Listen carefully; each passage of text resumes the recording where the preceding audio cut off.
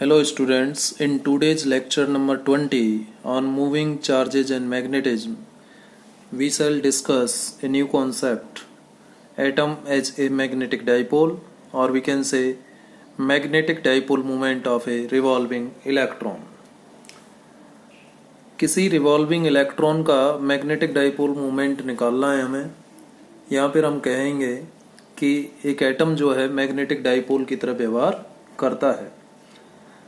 I think आपने Niels Bohr नाम सुना होगा। Niels Bohr is the name of the scientist who gave the Bohr model of hydrogen atom. Niels Bohr ने क्या दिया था बेटा? Niels Bohr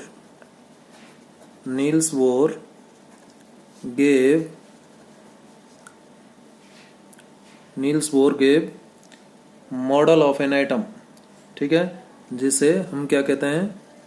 Bohr model of hydrogen atom. Niels Bohr gave Bohr model of hydrogen atom, right? I think all of you are aware that this model, which was proposed by Niels Bohr in 1911, it was a, we can say, stepping stone to a new kind of mechanics. इसने एक new kind of mechanics को जन्म दिया था। आपने chemistry में Bohr model of hydrogen atom पढ़ा होगा बेटा। इससे पहले रदरफोर्ड मॉडल की भी आपने बात सुनी होगी। रदरफोर्ड ने अपना न्यूक्लियर मॉडल दिया था और रदरफोर्ड ने अपने न्यूक्लियर मॉडल में कहा था कि एटम के सेंटर पर एक न्यूक्लियस होता है जो कि पॉजिटिवली चार्ज होता है और उसके चारों तरफ इलेक्ट्रॉन चक्कर लगाते रहते हैं, like the revolution of planets around the sun. ये रदरफोर्ड ने बोला था। रदरफोर्ड के मॉडल को नील्स बोर ने इनकम्प्लीट मॉडल बोला था, गलत मॉडल नहीं बोला था। कि the model given by Rutherford according to Niels Bohr, मैं बता रहा हूँ, नील्स बोर ने कहा था कि the model given by Rutherford no doubt is a correct model but at the same time it is incomplete. Then Niels Bohr took the help of a new mechanics known as quantum mechanics। तो quantum mechanics को involve किया था atom को समझने में। तो Bohr model of hydrogen atom में Niels Bohr ने 1911 में 1911 में 1911 में एक नई मैकेनिक्स को जन्म दिया। आप कह सकते हैं वो नई मैकेनिक्स क्या है? Quantum mechanics. यानी नील्स बोर ने अपने मॉडल में क्वांटम मैकेनिक्स को इन्वॉल्व किया था और फिर कहा, नील्स बोर ने अपनी 3 पोस्टुलेट्स दी थी। मैं थोड़ा सा आपको रिवाइज करवा दूं। केमिस्ट्री में मैं उम्मीद करता हूं कि आपने ये मॉडल पढ़ा होगा।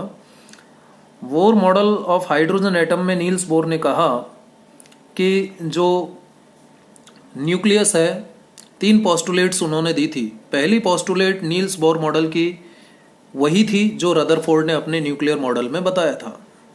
रदरफोर्ड ने जो अपना न्यूक्लियर मॉडल दिया था उसको नील्स बोर ने अपना फर्स्ट पोस्टुलेट बनाया मॉडल का, और क्या कहा कि nucleus is the central part of the atom around which negatively charged electron revolve continuously like the revolution of planets around sun. The necessary centripetal force for the revolution of electron is provided by the Coulomb force, between nucleons and electrons। Nucleons कहाँ होते हैं? Nucleus के अंदर होते हैं। Nucleons कहाँ होते हैं? न्यूक्लियस के अंदर होते हैं। इस मॉडल को लिखने की जरूरत नहीं है। फर्स्ट पोस्टुलेट जो थी, मैं जस्ट आपको समझा रहा हूँ। क्या कहा नील्स बोर ने? नील्स बोर ने कहा कि एटम के सेंटर में कौन होता है? न्यूक्लियस होता है। ये है न्यूक्लियस बेटा। ये एटम मान लीजिए जिसका साइज 10⁻⁻10 मीटर यानी 1 एंगस्ट्रॉम साइज का होता है एटॉमिक साइज, और ये न्यूक्लियस है जिसका साइज 10⁻⁻15 मीटर, जिसको हम 1 फर्मी या 1 फेम्टोमीटर भी कहते हैं। मैंने आपको जब न्यूक्लियर फोर्स की बात की थी चैप्टर 1 में, सॉरी चैप्टर 1 जो क्लास 11 में न्यूक्लियर फोर्सेज की बात की थी उस समय भी ये बताई थी मैंने बात, क्लास 11 में मैंने आपको बताया था। तो ये न्यूक्लियस जो है इसका साइज कितना होता है 10⁻⁻15 मीटर, और एटम का साइज कितना होता है 10⁻⁻10 मीटर। तो न्यूक्लियस जो कि एटम के सेंटर पार्ट पर होता है, इसमें कौन होते हैं बेटा, न्यूक्लियॉन्स होते हैं। कौन होते हैं, न्यूक्लियॉन्स होते हैं। न्यूक्लियॉन्स में कौन कौन है, न्यूट्रॉन और प्रोटॉन। अब न्यूट्रॉन तो न्यूट्रल्स होते हैं और प्रोटॉन पॉजिटिवली चार्ज होते हैं, तो इसका मतलब ये न्यूक्लियस कैसा हो गया, पॉजिटिवली चार्ज हो गया। क्लियर। और उन्होंने कहा कि इलेक्ट्रॉन्स जो है इस न्यूक्लियस के चारों तरफ रिवॉल्व करते रहते हैं अपने अपने ऑर्बिट में। इलेक्ट्रॉन्स इस न्यूक्लियस के चारों तरफ लगातार चक्कर लगाते रहते हैं, रिवॉल्व करते हैं। वैसे ही रिवॉल्व करते हैं इलेक्ट्रॉन न्यूक्लियस के चारों तरफ।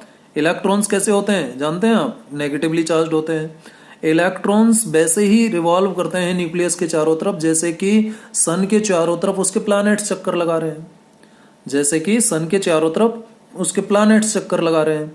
अब जब कोई ऑब्जेक्ट किसी और ऑब्जेक्ट के चारों तरफ चक्कर लगाता है सर्कुलर पाथ में या इलिप्टिकल पाथ में, तो उसको क्या चाहिए, सेंट्रीपिटल फोर्स चाहिए।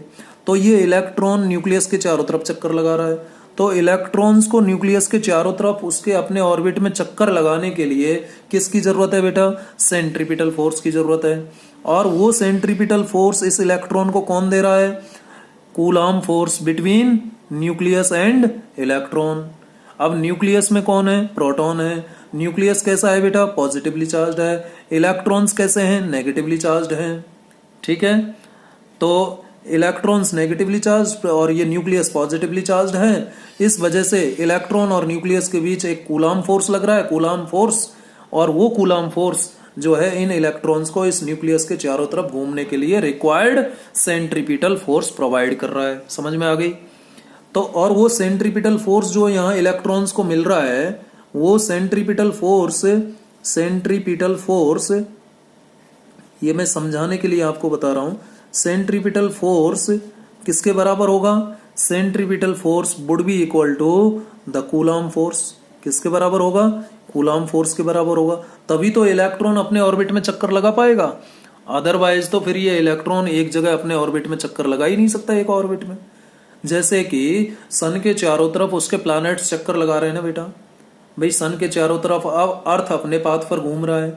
अर्थ का नेचुरल प्लैनेट मून अर्थ के चारों तरफ चक्कर लगा रहा है अपने ऑर्बिट में, और सन के चारों तरफ अर्थ के अलावा मार्स, जुपिटर, सैचुरन, मरकरी, वेनस, ये सब अपने अपने ऑर्बिट में चक्कर लगा रहे हैं। किसके चारों तरफ, सन के चारों तरफ।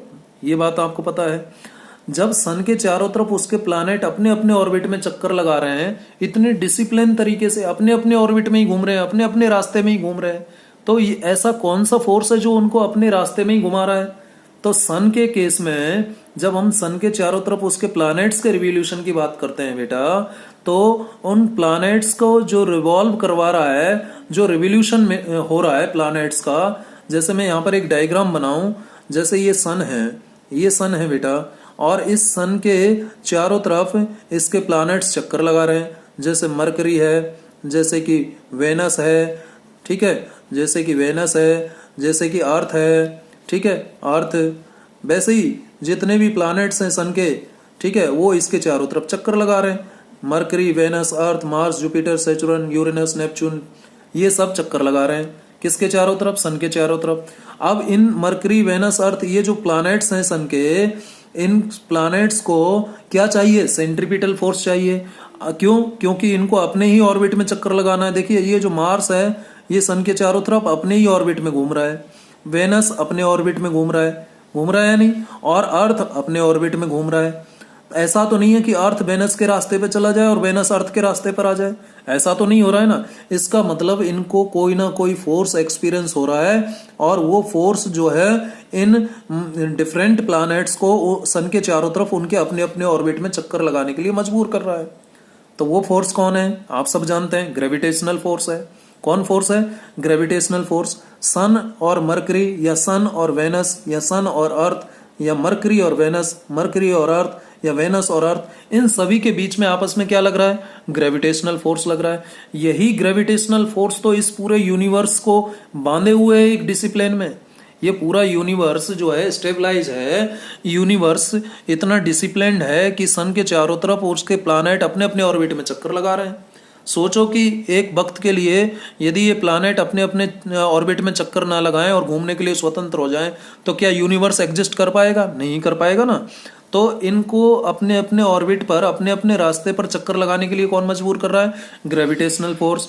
और वही ग्रेविटेशनल फोर्स तो बेटा इन प्लैनेट्स को क्या प्रोवाइड कर रहा है? Centripetal force. इस एफ सी को मैं बोलूँ सेंट्रीपिटल फोर्स और एफ जी को बोलूँ मैं ग्रेविटेशनल फोर्स। और ग्रेविटेशनल फोर्स क्या होता है? G m1 m2 upon R square.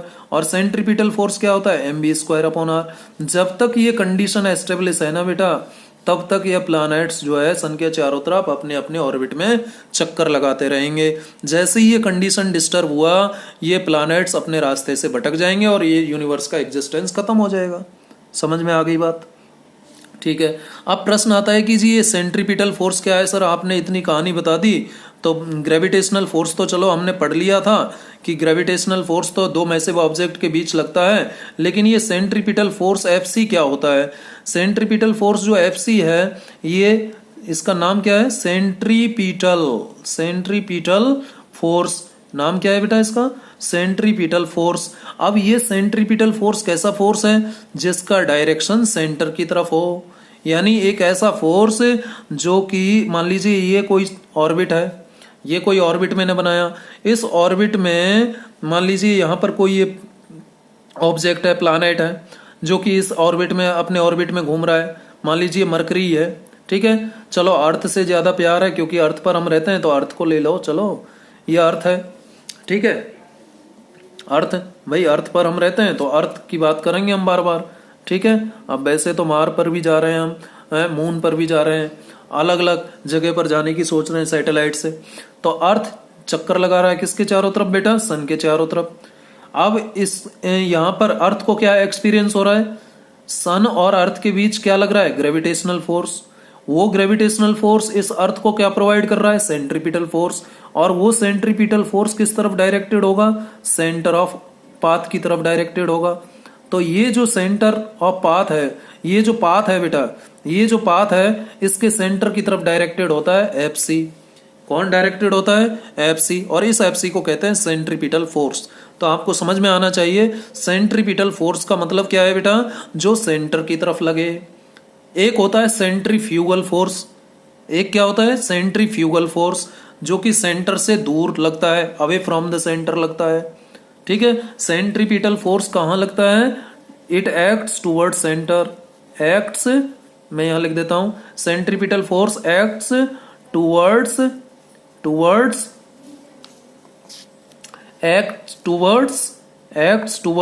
Centre. Centripetal force कहाँ लगता है बेटा? टूवर्ड सेंटर लगता है। और एक होता है बेटा सेंट्रीफ्यूगल फोर्स, जिसका रोल यहां पर नहीं है। सेंट्रीफ्यूगल फोर्स और सेंट्रीफ्यूगल फोर्स लगता है बेटा अवे फ्रॉम सेंटर लगता है।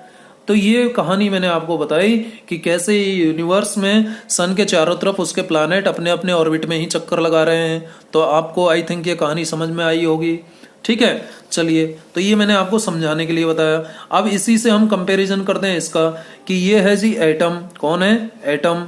और एटम का साइज कितना होता है? इतना साइज होता है 10⁻⁻10 मीटर, जिसे और क्या कहते हैं? 1 एंगस्ट्रॉन्ग कहते हैं। एंगस्ट्रॉन्ग का यूनिट ए के ऊपर 0 लगा दो तो एंगस्ट्रॉन्ग बोलते हैं इसको। 1 एंगस्ट्रॉन्ग का मतलब 10⁻⁻10 मीटर होता है, ये साइज होता है। और इसके सेंटर पॉइंट पर ये कौन है बेटा? ये जो मैंने बनाया है ये है न्यूक्लियस। कौन है ये? न्यूक्लियस। ये है न्यूक्लियस, ठीक है, जो कि एटम के सेंटर पर होता है। न्यूक्लियस का साइज क्या होता है बेटा? 10⁻⁻15 मीटर। और 10⁻⁻15 मीटर को और क्या बोलते हैं? 1 फर्मी। शॉर्ट में लिखते हैं FM, या बोलते हैं फेम्टोमीटर। लिख लीजिएगा, जो मैं बोल रहा हूं उसको लिख लेना। 1 फेम्टोमीटर, या फिर क्या कहेंगे? 1 फर्मी, FERMI फर्मी, या फिर शॉर्ट में लिख देते हैं 1 small f small m, FM। 1 FM मतलब 1 फेम्टोमीटर, FEMTO फेम्टोमीटर।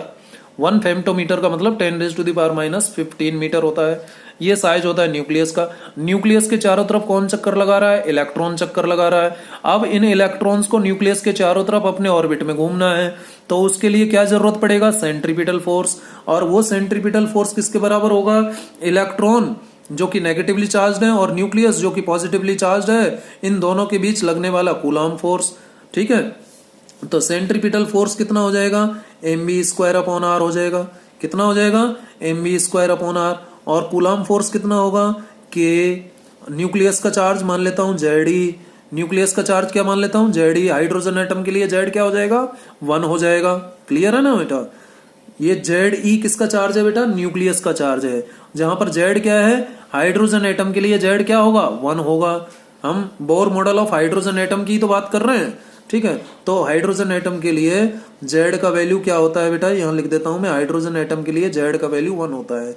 तो के Q1 Q2/r² होता है ना, तो Q1 न्यूक्लियस का चार्ज आ गया, Q2 इलेक्ट्रॉन का चार्ज कितना? -e होगा या नहीं, अपॉन r²। ये डिस्टेंस मान लेता हूं मैं।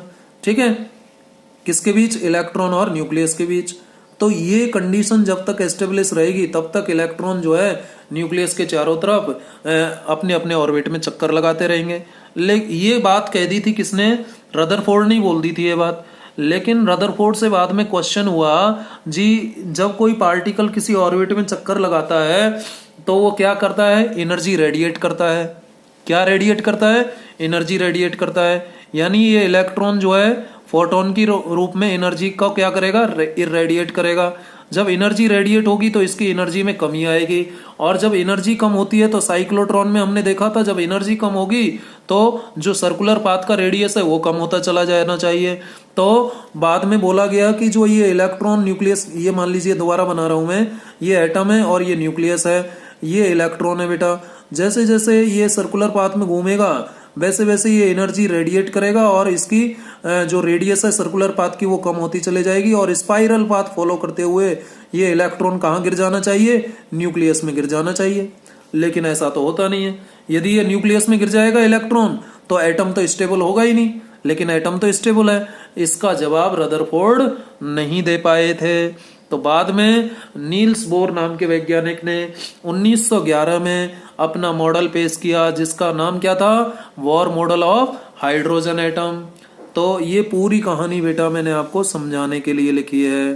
ठीक है, ये पूरी कहानी मैंने जो आपको मैं बॉक्स में बना रहा हूं, ये पूरी कहानी मैंने आपको रदरफोर्ड मॉडल अभी समझाया है। ठीक है, अब नील्स बोर ने क्या दिया अपने मॉडल में वो भी थोड़ा सा समझ लें। तो नील्स बोर ने बेटा 3 पोस्टुलेट दी थी नील्स बोर मॉडल में, जिसको हम Bohr model of hydrogen atom भी कहते हैं। उसमें उन्होंने 3 पोस्टुलेट दी थी। तो पहली पोस्टुलेट तो वही थी जो रदरफोर्ड ने बोला था। जो रदरफोर्ड मॉडल में रदरफोर्ड ने अपनी बात बोली थी, उसको नील्स बोर ने अपना फर्स्ट पोस्टुलेट बनाया और क्या लिख दिया? mv²/r = kZe × E। यदि मैग्नीट्यूड ले लें इलेक्ट्रॉन का तो अपॉन r²। ये बात बोल दी थी फर्स्ट। यही इक्वेशन आया था ना वोर्स मॉडल, रदरफोर्ड मॉडल में। इसको इन्होंने अपना फर्स्ट पोस्टुलेट बना दिया।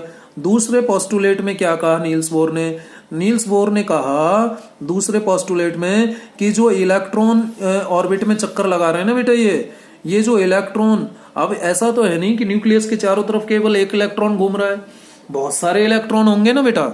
तो बहुत सारे इलेक्ट्रॉन होंगे, तो अब ये कैसे डिसाइड होगा कि कौन सा इलेक्ट्रॉन किस ऑर्बिट में घूमेगा? ये भी तो होना चाहिए। और हर एक इलेक्ट्रॉन का अपना अपना ऑर्बिट होता है, हर एक इलेक्ट्रॉन अपने अपने ऑर्बिट में घूमता है। कोई भी इलेक्ट्रॉन किसी दूसरे इलेक्ट्रॉन के ऑर्बिट में नहीं घूमता। यदि जैसे आपने सुना होगा, एक होता है बैलेंस बैंड, एक होता है कंडक्शन बैंड। तो बैलेंस बैंड में बैलेंस इलेक्ट्रॉन होते हैं, जिनको यदि एनर्जी मिल जाए तो वो एनर्जी गैप को पार करके कहाँ चले जाते हैं? कंडक्शन बैंड में चले जाते हैं। यदि मैं यहाँ शॉर्ट में बताऊं आपको, तो ये मान लीजिए कंडक्शन बैंड है और ये मान लीजिए बैलेंस बैंड है। अब बैलेंस बैंड से इलेक्ट्रॉन कंडक्शन बैंड में कब जाएगा? जब इस गैप को पार कर जाएगा, जिसे हम एनर्जी गैप कहते हैं, जो किसके बराबर होता है? h न्यू के बराबर। तो जैसे ही इस इलेक्ट्रॉन को एक फोटोन मिलेगा तो एक इलेक्ट्रॉन यहाँ बैलेंस बैंड से कहाँ जंप कर जाएगा? कंडक्शन बैंड में। और कंडक्शन बैंड में इलेक्ट्रॉन कितने समय तक रुकता है बेटा? 10⁻⁻⁸ सेकेंड। ये इसका लाइफ टाइम है इलेक्ट्रॉन का यहाँ रुकने का। और जैसे ही इसका लाइफ टाइम पूरा होता है, इलेक्ट्रॉन अपनी जितनी एनर्जी इसने जाते समय ली थी उसको रिलीज करेगा। कितनी ली थी जाते समय? H new. और एच न्यू को वापस इसने रिलीज किया और कहाँ जाएगा? बैलेंस बैंड में आ जाएगा। ये कहानी आपको पता होगी। चलिए, इसका मतलब क्या हुआ कि ये एक लेवल हो गया, ऑर्बिट आप कह सकते हैं, बैंड को ऑर्बिट कह सकते हैं, और ये दूसरा ऑर्बिट हो गया। तो इस ऑर्बिट में और इस ऑर्बिट में कितना एनर्जी डिफरेंस हुआ? एच न्यू का। यानी इलेक्ट्रॉन अपने अपने ऑर्बिट में चक्कर लगाता है। जैसे ये एटम है बेटा, ये एटम है, और इस एटम में ये है न्यूक्लियस। कौन है ये? न्यूक्लियस, जिसमें न्यूट्रॉन और प्रोटॉन है। जिसमें कौन है? न्यूट्रॉन और प्रोटॉन है। और इसके चारों तरफ कौन चक्कर लगा रहे हैं? इलेक्ट्रॉन चक्कर लगा रहे हैं, अपने अपने ऑर्बिट में चक्कर लगा रहे हैं। बहुत सारे इलेक्ट्रॉन हैं और वो अपने अपने ऑर्बिट में चक्कर लगा रहे हैं। तो नील्स बोर ने कहा कि इलेक्ट्रॉन, कोई भी इलेक्ट्रॉन केवल उसी ऑर्बिट में चक्कर लगाएगा जिसके लिए उस इलेक्ट्रॉन का एंगुलर मोमेंटम, जिसके लिए इलेक्ट्रॉन का एंगुलर मोमेंटम। अब आपने 11th क्लास में एंगुलर मोमेंटम भी पढ़ा है ना? पढ़ा है क्या? चलो रिवाइज करवा देता हूं। एंगुलर मोमेंटम जिसको हमने एल से रिप्रेजेंट किया था, जो कि बराबर था आर क्रॉस पी के। किसके बराबर था? आर क्रॉस पी के। याद आया? आर क्रॉस पी के, जो कि रोटेशनल एनालॉग है किसका? मोमेंटम का। भाई लीनियर मोशन है तो लीनियर मोमेंटम डिफाइन होता है, जिसको पी से रिप्रेजेंट करते हैं। जब कोई मोशन रोटेशनल मोशन होता है तो उस केस में एंगुलर मोमेंटम डिफाइन होता है, जिसको एल, कैपिटल एल से या स्मॉल एल से रिप्रेजेंट करते हैं। और ये किसके बराबर होता है? आर क्रॉस पी के।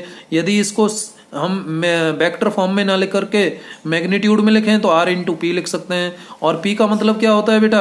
पी का मतलब क्या होता है? M B. तो एल बराबर क्या आ जाएगा? M B are. एल बराबर क्या आ जाएगा? M B R. तो आ गया देखो एम बी आर। तो नील्स बोर ने अपने सेकंड पोस्टुलेट में क्या कहा कि इलेक्ट्रॉन उस ऑर्बिट में चक्कर लगाएगा जिसके लिए उसका एंगुलर मोमेंटम h/2 का क्या होता है? इंटीग्रल मल्टीपल होता है। n क्या है? इंटीजर है, जिसकी वैल्यू 1 2 3 4 सॉन हो सकती है। h/2 से ध्यान आ रहा होगा आपको। h/2 को और कुछ भी कहते हैं बेटा। क्या कहते हैं? h क्रॉस h बार कहते हैं। और h की वैल्यू तो आपको पता होगी, ये क्या है? 6.6 × 10⁻34 जूल सेकेंड होता है h का वैल्यू। ठीक है, तो ये सेकंड पोस्टुलेट था नील्स बोर का, जिसमें उन्होंने कहा कि इलेक्ट्रॉन केवल उस ऑर्बिट में चक्कर लगाएगा जिसके लिए उस इलेक्ट्रॉन का एंगुलर मोमेंटम, कौन से ऑर्बिट में चक्कर लगाएगा इलेक्ट्रॉन? जिस ऑर्बिट के लिए उस इलेक्ट्रॉन का एंगुलर मोमेंटम h/2 का इंटीग्रल मल्टीपल होता है, इलेक्ट्रॉन उसी ऑर्बिट में चक्कर लगाएगा। ये लिए जी कानून बना दिया कि इलेक्ट्रॉन उस ऑर्बिट में घूमेगा जिसके लिए ये कंडीशन फॉलो होगी। तीसरा जो पोस्टुलेट उन्होंने नील्स बोर ने दिया था, उन्होंने क्या कहा कि जब भी कोई इलेक्ट्रॉन अपने आउटर ऑर्बिट से, देखिए बेटा न्यूक्लियस के पास में जो ऑर्बिट है वो इनर ऑर्बिट कहला रहा है। जैसे इस डायग्राम को देखिए आप, ये है एटम और ये है न्यूक्लियस, और न्यूक्लियस के बाद में ये इलेक्ट्रॉन न्यूक्लियस के नजदीक। ठीक है, ये दूसरा इलेक्ट्रॉन, दूसरा ऑर्बिट हो गया इलेक्ट्रॉन का। तो जो न्यूक्लियस के एकदम क्लोज है ऑर्बिट, उस इलेक्ट्रॉन को इनर ऑर्बिट का इलेक्ट्रॉन कहेंगे। ये इनर ऑर्बिट कहलाता है, जो एकदम न्यूक्लियस के क्लोज है। जो न्यूक्लियस के एकदम क्लोज है वो इनर ऑर्बिट, और जो न्यूक्लियस से जितना ज्यादा दूर है वो उतना ही आउटर ऑर्बिट हो जाएगा। तो ये सेकंड वाला आउटर ऑर्बिट हो गया बेटा। ठीक है, जो एटम की पेरीफेरी के पास इलेक्ट्रॉन्स हैं वो आउटर ऑर्बिट के इलेक्ट्रॉन कहलाएंगे, और जो न्यूक्लियस के पास में इलेक्ट्रॉन्स हैं वो इनर ऑर्बिट के इलेक्ट्रॉन कहलाएंगे। जब कोई इलेक्ट्रॉन अपने आउटर ऑर्बिट से इनर ऑर्बिट में या इनर ऑर्बिट से आउटर ऑर्बिट में जाना चाहता है तो कितना एनर्जी, यदि इनर ऑर्बिट यानी वैलेंस बैंड से कंडक्शन बैंड में जाए तो एच न्यू एनर्जी उसको सप्लाई देनी पड़ेगी, और यदि वो आउटर एनर्जी लेवल यानी अपर लेवल यानी कंडक्शन बैंड से लोअर बैंड यानी इनर ऑर्बिट में आना चाहता है तो उसको जितनी एनर्जी सप्लाई की गई थी जाने के लिए एच न्यू एनर्जी उसको रिलीज करना पड़ेगा। इसका मतलब ये हो गया कि किन्हीं भी दो ऑर्बिट के बीच में जो एनर्जी का डिफरेंस होता है बेटा, किन्हीं भी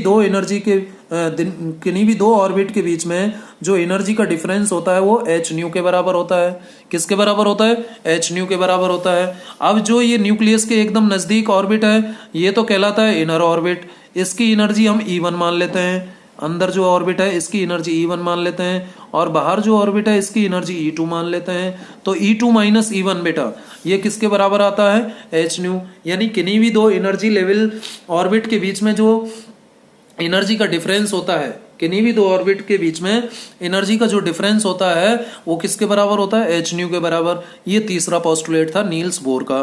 तो मैंने आपको नील्स बोर मॉडल पूरा बता दिया, ठीक है। हालांकि इसकी बात हम आगे न्यूक्लियर फिजिक्स में करेंगे, लेकिन यहाँ समझाना जरूरी था तो मैंने आपको समझा दिया, ठीक है। तो नील्स बोर ने क्या दिया, अब ये जो बॉक्स में मैंने बेटा लिखा है ना ये पेंसिल से, ये सब आपको इस टॉपिक के नोट्स में नहीं लिखना है। एग्जाम में यदि ये आता है कि derive an expression for magnetic dipole moment of a revolving electron, तो ये जो कहानी मैंने बताई है ये सब लिखनी नहीं है, ये मैंने आपको समझाने के लिए बताया है। चलिए, Niels Bohr gave Bohr model of hydrogen atom, यहाँ तक ठीक है। अब जो मैं डायग्राम बनाऊंगा वो आपको एग्जाम में बना के आना है। तो नील्स बोर ने क्या दिया, अपना हाइड्रोजन एटम दिया, Bohr model of hydrogen atom. अब नील्स बोर के अकॉर्डिंग ये है बेटा क्या, एटम है, ये क्या है, एटम है। और एटम में ये सेंटर पर कौन होता है, न्यूक्लियस होता है। सेंटर पर कौन होता है बेटा, न्यूक्लियस होता है। ये आपका न्यूक्लियस समझ लो, ये न्यूक्लियस है बेटा, ठीक है। ये सेंटर पर कौन है, न्यूक्लियस है, ठीक है। और ये ऑर्बिट है, किसका ऑर्बिट है, ये इलेक्ट्रॉन का ऑर्बिट है मान लेता हूँ। ये इलेक्ट्रॉन का ऑर्बिट है, इलेक्ट्रॉन घूम रहा है इस ऑर्बिट में। कैसे घूम रहा है, ऐसे एंटी क्लॉकवाइज घूम रहा है, ठीक है, ऐसे घूम रहा है इलेक्ट्रॉन चारों तरफ। और ये जो न्यूक्लियस है इसका चार्ज तो आपको पता ही होगा, प्लस जेड होता है। कितना होता है, प्लस जेड। और न्यूक्लियस से इस इलेक्ट्रॉन का जो डिस्टेंस है, इलेक्ट्रॉन का नहीं, इलेक्ट्रॉन के ऑर्बिट का डिस्टेंस कितना है, मान लेता हूं स्मॉल आर है। Small R is the distance of the orbit of this electron from nucleus. यानी ये जो ऑर्बिट है इसका रेडियस क्या हो गया, स्मॉल आर हो गया, ठीक है। अब इलेक्ट्रॉन ऐसे चक्कर लगा रहा है, तो देखिए द इलेक्ट्रॉन ऑफ चार्ज कितना, यहां पर मैं लिखूं, जो मैं लिख रहा हूं वो आपको लिखना होगा, पहले समझ लीजिए। The electron of charge minus E, of charge minus E, जिसकी वैल्यू क्या होती है, -1.6 इंटू 10⁻⁻19 कूलम, ठीक है। परफॉर्म्स, ये क्या परफॉर्म करता है, परफॉर्म्स, ठीक है। परफॉर्म्स क्या परफॉर्म कर रहा है बेटा, ये uniform circular motion, uniform circular motion. जो इलेक्ट्रॉन है न्यूक्लियस के चारों तरफ कैसी मोशन, कैसा पाथ फॉलो कर रहा है, सर्कुलर पाथ फॉलो कर रहा है। और कौन सी मोशन में है, यूनिफॉर्म सर्कुलर मोशन में है। अराउंड, अराउंड किसके चारों तरफ, around a stationary, around a stationary heavy nucleus, around a stationary heavy nucleus of charge plus JD. यही तो कहानी मैंने बनाई है डायग्राम में, ठीक है, क्लियर है। दिस कॉन्स्टिट्यूट, अब ये जो रिवोल्यूशन है इलेक्ट्रॉन का, न्यूक्लियस के चारों तरफ इलेक्ट्रॉन जैसे घूम रहा है बेटा, ये जो रिवोल्यूशन है इलेक्ट्रॉन का, ठीक है, ये क्या कॉन्स्टिट्यूट करेगा, this constitutes, this revolution, this revolution of electron, this revolution of electron around nucleus, nucleus के चारों तरफ ये इलेक्ट्रॉन का जो घूमना है ये क्या करता है, कॉन्स्टिट्यूट्स, क्या निर्माण करता है, constitutes, constitutes what, an electric current, constitutes an electric current और एक करंट, एन इलेक्ट्रिक करंट, ऐसे लिख दो, एन इलेक्ट्रिक करंट, ठीक है। क्या कॉन्स्टिट्यूट करेगा ये इलेक्ट्रॉन का रिवोल्यूशन, न्यूक्लियस के चारों तरफ जो इलेक्ट्रॉन घूम रहा है ये क्या निर्माण करेगा, क्या फॉर्मेशन करेगा बेटा, इलेक्ट्रिक करंट का फॉर्मेशन करेगा। कितना, आई, ठीक है, कितना करंट फॉर्म करेगा, आई, विच इज रिटन एज, और ये आई कैसे लिखा जाएगा बेटा, आई बराबर क्या होगा, आप जानते हो, डेफिनेशन ऑफ करंट से जानते हो ना, charge upon time is known as electric current, जानते हो, Q अपॉन टी, और Q की जगह बेटा यहाँ क्या है, चार्ज कितना है, इलेक्ट्रॉन का चार्ज लिया जाएगा, तो इलेक्ट्रॉन का चार्ज है E, और टाइम कितना, यानी एक चक्कर पूरा करने में जो समय लगेगा, एक चक्कर पूरा करने में जो समय लग रहा है उसको हम क्या कहेंगे, टाइम पीरियड कहेंगे। ठीक है, इसको मैं इक्वेशन 1 मान लेता हूं, और इस इक्वेशन 1 में Q बराबर E है, और ये क्या है, चार्ज ऑफ एन, किसका चार्ज है ये, इलेक्ट्रॉन का चार्ज है। ठीक है, और T क्या है, कैपिटल T, कैपिटल T क्या है, कैपिटल T क्या है, टाइम पीरियड, टाइम पीरियड। अब ये टाइम पीरियड क्या होता है, टाइम पीरियड क्या होता है बेटा, time period is the time taken to complete, time taken to complete, time taken to complete, दिखाई दे रहा होगा आपको, yes, time taken to complete, time taken to complete one revolution, one revolution, time taken to complete one revolution, या lap बोलते हैं बेटा अंग्रेजी में इसको, चक्कर को क्या बोलते हैं, लैप, LAP, लैप। एक पूरा चक्कर करने में जो समय लगता है उसको टाइम पीरियड कहते हैं।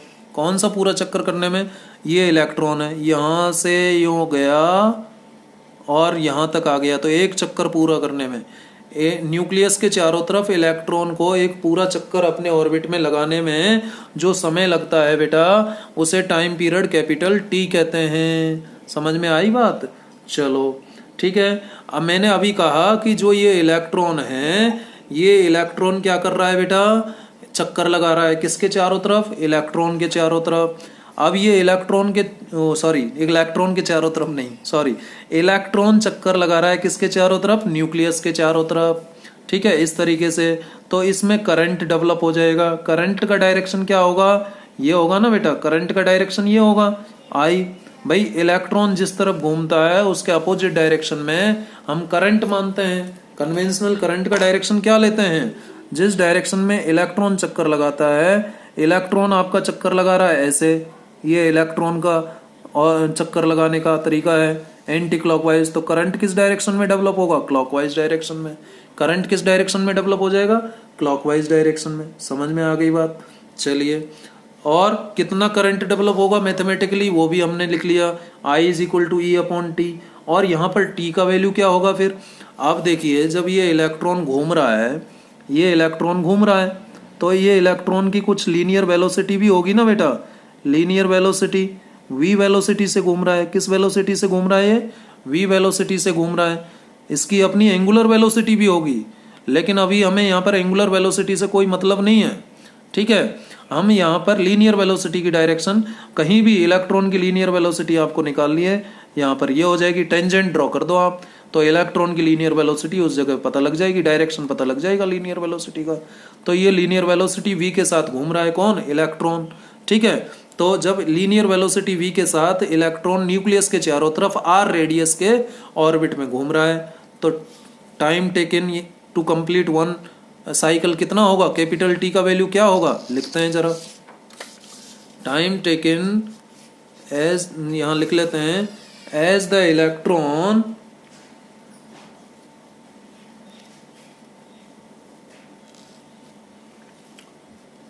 as the electron is revolving around nucleus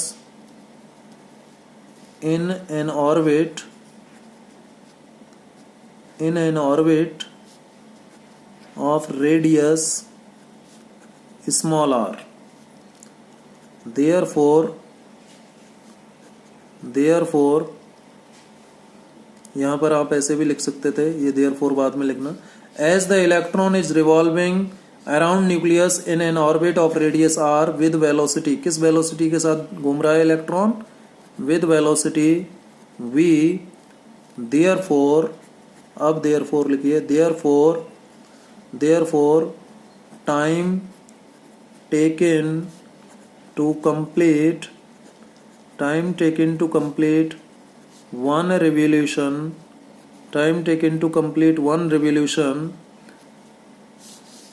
will be, क्या होगा, capital T. Time is equal to distance. एक साइकिल घूमने में, एक पूरा चक्कर लगाने में कितना डिस्टेंस कवर करेगा इलेक्ट्रॉन? देखो जरा, इसमें एक पूरा चक्कर लगाने में कितना डिस्टेंस कवर करेगा? इस सर्कुलर पाथ की सरकमफ्रेंस के बराबर, इस ऑर्बिट की सरकमफ्रेंस के बराबर। ऑर्बिट का रेडियस कितना है? आर, तो सरकमफ्रेंस कितना होगा? 2 पाई आर। यानी एक पूरा चक्कर लगाने में कितना डिस्टेंस कवर करेगा इलेक्ट्रॉन? 2 pi R. कितना करेगा? 2 पाई आर। और किस वेलोसिटी से लगा रहा है? v वेलोसिटी से। तो टाइम क्या हो जाएगा बेटा? टाइम क्या हो जाएगा फिर? टाइम हो जाएगा आपका 2 पाई आर अपॉन वी। ये हो जाएगा time, 2 pi R upon V हो जाएगा। और जब ये टाइम हो जाएगा तो अब इलेक्ट्रिक करंट आई कितना हो जाएगा फिर? ई अपॉन टी था। ठीक है, तो टी की वैल्यू रख दें इक्वेशन 1 में, 2 पाई आर अपॉन वी, यही तो आएगा। इक्वेशन 1 देखो जरा क्या था, इक्वेशन 1 यही तो था, I is equal to E upon T. तो कैपिटल टी की वैल्यू रख रहे हैं हम। चलिए रख दी, वैल्यू रखी तो क्या आ गया? E upon 2 pi R V. और यहां से मैं इसको सॉल्व करूं तो आई बराबर क्या आ जाएगा बेटा? आई बराबर वी ऊपर चला जाएगा तो E V upon 2 pi R, ये आ जाएगा। आई का वैल्यू क्या आ जाएगा? E V upon 2 pi R, ये आ जाएगा। अब जो मैग्नेटिक डाइपोल मूवमेंट होता है, हमें निकालना क्या है? Magnetic dipole movement of a revolving electron. Current आ गया हमारे पास। सिंस लिखेंगे हम, since magnetic dipole movement of revolving electron is written as, क्या लिखा जाता है? मैग्नेटिक डाइपोल मूवमेंट को वैसे हम कैपिटल एम से रिप्रेजेंट करते थे पहले, अब हम एनसीईआरटी के अनुसार चले इसको म्यू से रिप्रेजेंट कर रहे हैं, मान लीजिए। ठीक है, सिंबल है बेटा, वहाँ कैपिटल एम से रिप्रेजेंट किया था हमने और यहाँ हम इस म्यू से रिप्रेजेंट कर रहे हैं। ठीक है, इससे पहले टॉपिक जो लिया था हमने मैग्नेटिक डाइपोल मूवमेंट, ध्यान करो, number of turns into current into area, capital M से रिप्रेजेंट किया था ना हमने वहां पर। अब मैं एनसीईआरटी के अनुसार यदि आपको बताऊं तो एनसीईआरटी में जो सिंबल ले रखा है हम वही ले लेते हैं, ये वही कैपिटल एम है। तो magnetic dipole movement of revolving electron is written as क्या? Current into area. ठीक है, और क्या होता है? नंबर ऑफ टर्न्स भी होता है, NIA शुरू में ही लिखना था, नंबर ऑफ टर्न्स, या सिंपली करंट इनटू एरिया कर दो भाई। ये रफ में यदि मैं बताऊं तो आपने मैग्नेटिक डाइपोल मूवमेंट M पढ़ा था, NIA ये पढ़ा था ना। N का वैल्यू तो मैं चलो यहाँ बन ले लेता हूँ, एक ही टर्न की बात हो रही है, एक ही चक्कर की बात हो रही है। ठीक है, I करंट है और A एरिया है और M की जगह म्यू ले लिया। ठीक है, तो करंट इंटू एरिया, तो I इंटू एरिया, ये लीजिए। अब म्यू क्या लिखे हुए हैं? करंट क्या आया? करंट का फॉर्मूला आया EV अपॉन 2 पाई आर, यही आया ना। और एरिया क्या होगा? सर्कुलर ऑर्बिट है, किस रेडियस का ऑर्बिट है? सर्कुलर R रेडियस का, तो सर्कुलर ऑर्बिट का एरिया क्या होगा? पाई आर स्क्वायर होगा। होगा या नहीं होगा? चलिए अब यहां से जरा देखो, पाई से ये देखो पाई कैंसिल हो रहा है, R से एक R कैंसिल हो रहा है, तो क्या बच गया? Mu is equal to 1/2 EVR, 1/2 EVR, ये आ गया ना, 1/2 EVR। ये एक फॉर्मूला आ गया किसका? Magnetic dipole movement of revolving electron का। अब इसको मैं दूसरे तरीके से भी लिखना चाहता हूं। कैसे बेटा? इसमें मैं देखो ध्यान से, एक फॉर्मूला तो ये हो गया, इसको मैं इक्वेशन 2 कह देता हूं। ठीक है, ये क्या आ गया? इक्वेशन 2 ये आ गया आपका magnetic dipole movement of revolving electron. Magnetic dipole moment of revolving electron. ठीक है, ये फॉर्मूला आ गया। ठीक है ना, क्लियर है।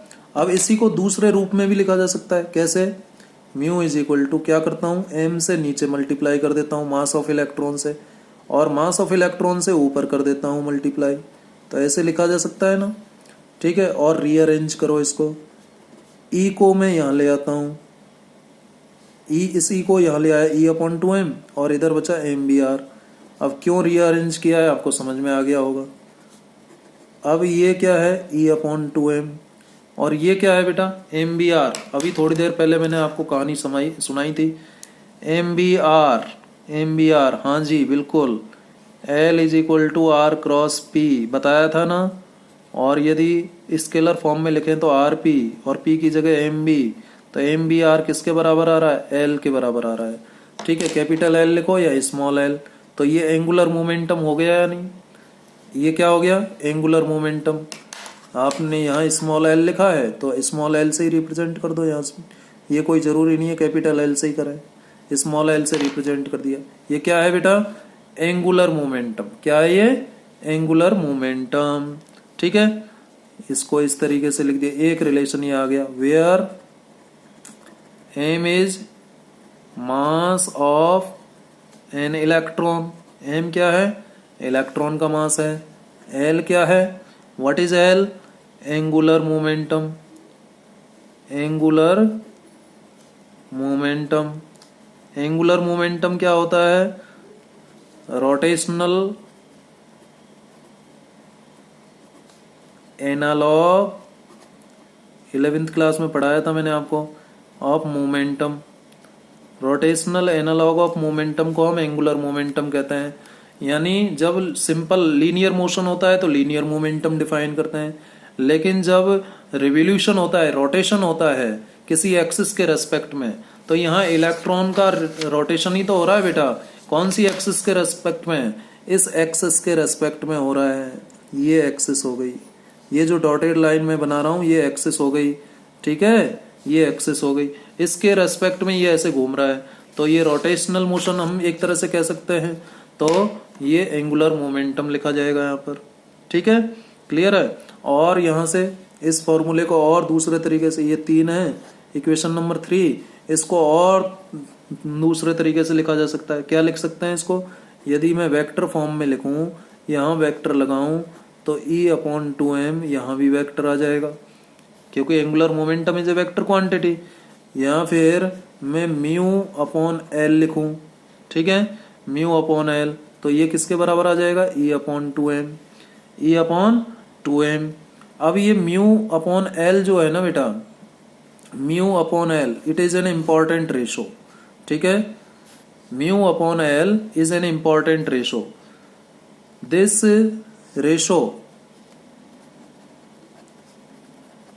रेशो म्यू अपॉन एल, कौन सा ratio, mu upon L, is known as, ध्यान रखेंगे आप, जाइरोमैग्नेटिक रेशो। इसे क्या कहते हैं, जाइरोमैग्नेटिक रेशो कहते हैं, ध्यान रखिएगा। किसे, म्यू अपॉन एल को, म्यू अपॉन एल को जाइरोमैग्नेटिक रेशो कहते हैं। ठीक है, जाइरोमैग्नेटिक रेशो। और ये जाइरोमैग्नेटिक क्या है ratio, it is a constant, it is a constant and has value, कितनी वैल्यू होती है इस जाइरोमैग्नेटिक रेशो की, एंड हैज वैल्यू, कितनी वैल्यू होती है, 8.8 इंटू 10⁻10 कूलम पर किलोग्राम, ये वैल्यू होती है। ठीक है, कैसे निकालेंगे ये वैल्यू, आप देखो इसमें E की वैल्यू रख दो, कितनी होती है, 1.6 into 10⁻19। Mass of an electron रखो, कितना होता है, 9.1 इंटू 10⁻31। जब उसको सॉल्व करोगे तो कितना आ जाएगा, E चार्ज है, M मास है, तो कूलम अपॉन किलोग्राम, कूलम पर किलोग्राम यूनिट आ जाएगा, और ये न्यूमेरिकल वैल्यू आएगी 8.8 इंटू 10⁻10 कूलम पर किलोग्राम, ये वैल्यू आएगी। ठीक है, तो ये जायरोमैग्नेटिक रेशो भी हमने निकाल लिया। तो कई बार एग्जाम में पूछता है derive an expression for gyromagnetic ratio for an electron revolving around nucleus।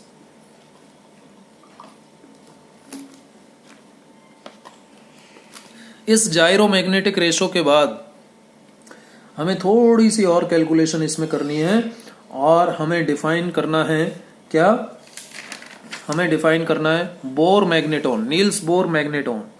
Bore magneton भी डिफाइन करना है यहाँ पर। तो बोर मैग्नेटॉन को कैसे डिफाइन करें, कई बार उसको भी डिराइव करवा लेता है, इसी डेरिवेशन में हम आगे बढ़ रहे हैं। ठीक है, तो देखिए कैसे डिराइव करेंगे हम Bohr magneton. According to Bohr's hypothesis, now अभी मैंने आपको बोर मॉडल समझाया था ना। Now according to Bohr's model of hydrogen atom, ठीक है, Bohr's model of hydrogen atom, जिसको हम शॉर्ट में बोर्स हाइपोथेसिस भी कहते हैं। ठीक है, according to Bohr's model of hydrogen atom, जिसको हम बोर्स हाइपोथेसिस भी कहते हैं, क्या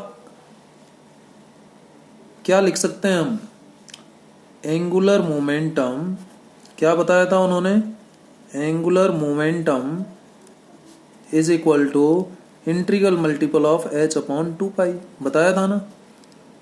यानी L का वैल्यू किसके बराबर बताया था उन्होंने, n इंटू एच अपॉन 2 और इस L की जगह और क्या लिख सकते हो आप, MBR लिख सकते हो। यानी MBR का value n into H upon 2 ये बताया था। इसी कंडीशन से तो ये डिसाइड होता है कि कौन सा इलेक्ट्रॉन किस ऑर्बिट में घूमेगा। भाई इलेक्ट्रॉन के लिए ये कंडीशन है, ऑर्बिट के लिए इलेक्ट्रॉन केवल उसी ऑर्बिट में चक्कर लगा पाएगा जिस ऑर्बिट के लिए उसका एंगुलर मोमेंटम h अपॉन 2 का इंटीग्रल मल्टीपल है। ठीक है, क्लियर है यहाँ तक। वेयर, अब इस इक्वेशन में आप साथ ही साथ ये भी लिख लो, वेयर h इज, क्या कहते हैं इसको, Planck's constant, PLANCK, Planck's constant. कौन सा कांस्टेंट कहते हैं h को, प्लांक्स कांस्टेंट कहते हैं, जिसकी वैल्यू क्या होती है 6.626 इंटू 10⁻⁻34 जूल सेकेंड। ठीक है, जूल सेकेंड क्या होती है, जूल सेकेंड, समझ में आ गया। ठीक है, ये होती है। और H क्रॉस, जो कि H क्रॉस, ये क्रॉस लगा दिया मैंने, h अपॉन 2 के बराबर होता है। इसकी वैल्यू क्या आ जाएगी, जब आप इसमें 6.6 लिख देता हूं इसको शॉर्ट में। ठीक है, 26 को लिखने की जरूरत नहीं है। 2 इंटू 3.14, जब इसको सॉल्व करोगे तो बेटा ये लगभग आएगा 1.05 इंटू 10⁻⁻36 जूल सेकेंड के पास आसपास। तो ये h क्रॉस की वैल्यू हो जाएगी 1.1 लिख देते हैं इसको, इंटू 10 अप्रोक्सीमेट लिख देते हैं 36 जूल सेकेंड। ये h क्रॉस की वैल्यू आ जाती है। किसकी वैल्यू आ जाती है, h क्रॉस की वैल्यू आ जाती है। ठीक है, n क्या है यहाँ पर, n इज ए नेचुरल, यहाँ पर जो ये n है ये n नेचुरल नंबर है। n क्या है, नेचुरल नंबर है, जिसकी वैल्यू 1 2 3 सॉन कुछ भी हो सकती है। ठीक है, तो जब बोर के अनुसार एंगुलर मोमेंटम h अपॉन 2 का इंटीग्रल मल्टीपल है, तो देयरफॉर मैं mu upon L is equal to E upon 2m इसका यूज करता हूँ, और इसको मैं यूँ लिख देता हूँ, mu is equal to E upon 2m, और L को इधर ले जाता हूँ, और L की जगह मैं लिख देता हूँ क्या, n इंटू एच अपॉन 2 ये लिख देता हूँ। ठीक है, ये लिख दिया मैंने L की जगह। किससे लिखा ये L की जगह NH अपॉन 2 बोर मॉडल से। ठीक है, और क्या लिख सकते हैं, इसको सॉल्व करें, म्यू इज इक्वल टू, इसको लिख सकता हूं मैं, n तो यहाँ आ जाएगा EH अपॉन नीचे आ जाएगा 4πm, 2 इंटू 2 4πm EH, और n into EH upon 4πm, n into EH upon 4πm ये आ जाएगा। ठीक है, ठीक है, if n is equal to 1, n की वैल्यू यदि मैं 1 ले लेता हूं तो म्यू की वैल्यू क्या आ जाएगी, ई एच अपॉन 4πm, ये आ जाएगी किसकी वैल्यू, म्यू की वैल्यू आ जाएगी ई एच अपॉन 4πm। ठीक है, और इसी इक्वेशन को हम क्या कहते हैं, ये जो आया बेटा ई एच अपॉन 4πm, ठीक है, ये जो ई एच अपॉन 4πm आया, जब यहाँ पर इसको करो ई एच अपॉन 4π, ये आया बेटा। ठीक है, और n इज इक्वल टू 1 ले लेंगे तो म्यू क्या हो जाएगा, यहाँ पर लिख लेना मिनिमम हो जाएगा, ये म्यू मिनिमम हो जाएगा। क्या हो जाएगा, म्यू मिनिमम हो जाएगा, म्यू क्या हो जाएगा यहाँ पर, मिनिमम हो जाएगा। ठीक है, और इसी को हम कहते हैं क्या बेटा, इसी को हम कहते हैं बोर मैग्नेटॉन, इसी को हम क्या कहते हैं, bore, Niels Bohr, bore magneton, bore magneton, इसी को क्या कहते हैं, बोर मैग्नेटॉन। समझ में आ गया, इसी को कहते हैं बोर मैग्नेटॉन। ठीक है, बोर मैग्नेटॉन समझ में आ गई, किसको कहते हैं, इस म्यू मिनिमम, इसी को कहते हैं बोर मैग्नेटॉन। ठीक है, ये बोर मैग्नेटॉन है, कौन है ये, दोबारा से लिख देता हूं, बोर मैग्नेटॉन। और इस बोर मैग्नेटॉन का वैल्यू म्यू वी किसके बराबर आया, ई एच अपॉन 4πm। अब इसकी वैल्यू चाहो तो आप कैलकुलेट कर सकते हो, ई की वैल्यू रखो 1.6 इंटू 10⁻⁻19 कूलम, इंटू एच की वैल्यू रखो 6.6, ठीक है, 24 आती है, 6.626 या 3 लिख सकते हो अप्रोक्सीमेट, इंटू 10⁻⁻34 जूल सेकेंड। ठीक है, अपॉन 4 की जगह 4, और पाई का मतलब 3.14, और एम का मतलब क्या होगा, मास 9.1, कितना होता है 9.1 इंटू 10⁻⁻31 इलेक्ट्रॉन का मास। जब इसको आप सॉल्व करोगे बेटा तो ये आ जाएगा 9.27 इंटू 10⁻⁻24, और यूनिट क्या आएगा, यूनिट आएगा इसका ampere metre square, ampere metre square. ये किसका वैल्यू आएगा, बोर मैग्नेटॉन का वैल्यू आएगा। किसका वैल्यू आएगा, ये बोर मैग्नेटॉन का वैल्यू आएगा। किसका वैल्यू है, ये बोर मैग्नेटॉन का वैल्यू है। ठीक है, 9.27 इंटू 10⁻⁻24 एम्पियर मीटर स्क्वायर। अब ये वैल्यूज आपको याद रख सकते हो, रख लेना, नहीं तो ये तो आजकल न्यूमेरिकल वैल्यूज जो है ना क्वेश्चन पेपर में दी जाती है।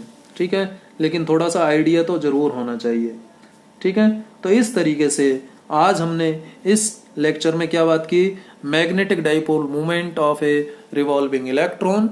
उसके लिए हमने सबसे पहले मैंने आपको बताया कि रदरफोर्ड मॉडल क्या था, और उसके बाद में बताया कि नील्स बोर ने अपने मॉडल में क्या क्या बातें बोली। फिर मैंने इस टॉपिक को स्टार्ट किया और कहा कि जो इलेक्ट्रॉन है वो इस तरीके से चक्कर लगा रहा है न्यूक्लियस के चारों तरफ आर रेडियस के ऑर्बिट में।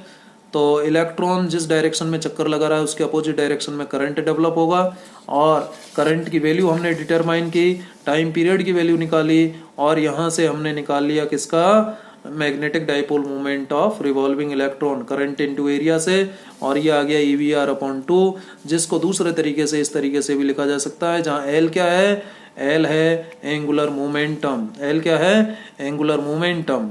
ठीक है, अब इस L का डायरेक्शन भी मैं थोड़ा देख लूँ ना, L का डायरेक्शन लिखा, ये देखो μL/L, ये μ/L, यहाँ पर हम इसको ऐसे भी लिख सकते हैं बेटा, ये भी ध्यान रखना आप थोड़ा, ये म्यू को हम μL भी लिख सकते हैं, μL। ठीक है, μL/L is equal to E/2m, ऐसे भी लिख सकते हैं, ध्यान रखना। तो μL लिखो, म्यू लिखो, एक ही बात है। ठीक है, तो μL/L या μ/L ये क्या कहलाता है, जाइरो मैग्नेटिक रेशो कहलाता है, जिसकी वैल्यू इतनी आती है। ठीक है, और उसके बाद में बोर मॉडल हमने हाइड्रोजन एटम का अप्लाई किया बोर हाइपोथेसिस से। बोर हाइपोथेसिस क्या कहता है कि एंगुलर मोमेंटम h अपॉन 2 का इंटीग्रल मल्टीपल होता है। जब l की जगह NH अपॉन 2 रखा तो जायरोमैग्नेटिक के इक्वेशन रेशो की हेल्प की इक्वेशंस, जो जायरोमैग्नेटिक रेशो की इक्वेशन है उसकी हेल्प से हमने l की जगह यहाँ NH अपॉन 2 लिखा और Bohr magneton n is equal to 1 लिखा तो मिनिमम वैल्यू आ जाएगी है। और ये मिनिमम वैल्यू जो है ये बोर मैग्नेटॉन कहलाती है। EH अपॉन 4πm के बराबर होता है। EH 4πm सबकी वैल्यू रखने से इसकी numerical value 9.27 into 10⁻⁻24 ampere metre square आ जाती है। ठीक है, अब मैं इसमें ये देखना चाहता हूँ कि एंगुलर मोमेंटम का डायरेक्शन क्या होगा बेटा। इसमें डायग्राम में इसमें यदि मैं एंगुलर मोमेंटम की डायरेक्शन पता करना चाहूँ तो राइट हैंड थंब रूल का यूज मैं कर सकता हूँ। राइट हैंड थंब रूल क्या कहता है बेटा, राइट हैंड थंब रूल हमें बताता है कि जिस डायरेक्शन में इलेक्ट्रॉन चक्कर लगा रहे हैं वो डायरेक्शन फिंगर्स के मूवमेंट की डायरेक्शन है। किसके मूवमेंट की डायरेक्शन है? फिंगर्स के मूवमेंट की डायरेक्शन है, ऐसे। ठीक है, तो एल कहाँ आ रहा है? ये थंब ऊपर की तरफ जा रहा है ना, मेरा हाथ आपको दिखाई दे रहा होगा, ये मेरा राइट हैंड है और ये फिंगर इलेक्ट्रॉन के मूवमेंट की डायरेक्शन में, तो थंब ऊपर है। थंब ऊपर है तो यानी ये जो डायरेक्शन होगा, ये जो एक्सिस है, ये डायरेक्शन किसका देगा? एंगुलर मोमेंटम का डायरेक्शन देगा। किसका डायरेक्शन देगा? एंगुलर मोमेंटम का डायरेक्शन देगा। ठीक है, तो ये एल का डायरेक्शन होगा बेटा। तो ये एंगुलर मोमेंटम का डायरेक्शन भी आपको पता होना चाहिए, ये ध्यान रखना। ये एल एंगुलर मोमेंटम का डायरेक्शन शो कर रहा है, ठीक है, ये एल एंगुलर मोमेंटम का डायरेक्शन शो कर रहा है, ये ध्यान रखिएगा। ठीक है, ये एक्सिस हो गया, ये क्या हो गया? एक्सिस हो गया, एक्सिस ऑफ रोटेशन हो गया है। ठीक है, ये एक्सिस ऑफ रोटेशन हो गया। इसको ठीक से मैं साफ कर देता हूँ, अब आपको क्लियर दिखाई देगा ढंग से। ठीक है, तो ये लीजिए एंगुलर मोमेंटम का डायरेक्शन भी हमने यहाँ पर पता कर लिया। ठीक है, तो इस तरीके से हमने आज के लेक्चर में क्या बात की? आज के लेक्चर में हमने बात की atom as a magnetic dipole, यानी जो एटम है वो मैग्नेटिक डाइपोल की तरह व्यवहार करता है और उस डाइपोल का डाइपोल मोमेंट भी हमने निकाल लिया। ठीक है, तो आज इस लेक्चर को आप दोबारा से देखिएगा, बार बार देखिएगा। कहीं समझ में नहीं आया है तो कमेंट करके जरूर बताइएगा। Thank you very much.